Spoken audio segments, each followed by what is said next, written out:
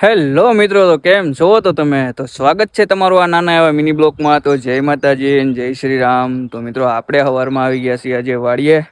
અને વાડીએ આવવાનું એક જ કારણ છે મિત્રો, કે આજે આપણે આંકવાનું છે માંડવીની અંદર હાથી. તો આ માંડવી છે, આપણે આની અંદર હાથી આંકવાનું છે. તો તમે બન્યા રહેજો. તો ફાઇનલી મિત્રો ભીમભાઈ લઈને આવી ગયા છે ટ્રેક્ટર. તો હાથી આવી ગયું છે આપણે. તો હવે આંકવાનું ચાલુ કરશું આપણે.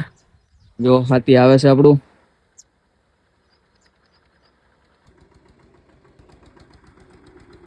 તો આપણે ફાઇનલી ચાલુ કરી દીધું છે. તમે જુઓ, ખોરણિયા મારવાનું ચાલુ કરી દીધું છે આપણે પાછળ ઊભા રહી ગયા અને ભીમભાઈ હકારે છે ટ્રેક્ટર. તો આપણે બાકા ચીકી બોલાવ્યા કરી દીધું ચાલુ. તમે જો ખોરણિયા આવી રીતના મારીએ છીએ, કાંક બે બાજુ પારા સડી જાય, ધૂળ સડી જાય એવી રીતના ખોરણિયા મારીએ છીએ.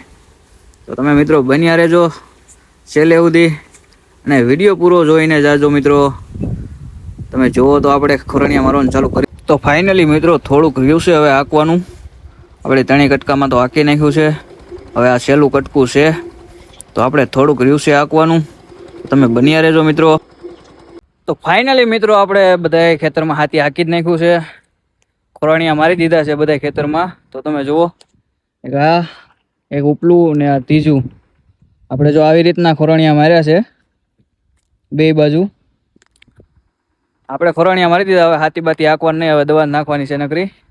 તમે મિત્રો શું કહો છો આને? આપણે તો ખોરણિયા કહીએ છીએ, તમે શું કહો છો જરાક કોમેન્ટમાં જણાવી દેજો.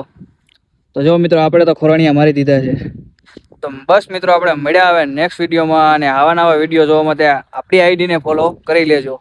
તો બાય બાય મિત્રો, મળ્યા આપણે નેક્સ્ટ વિડીયોમાં.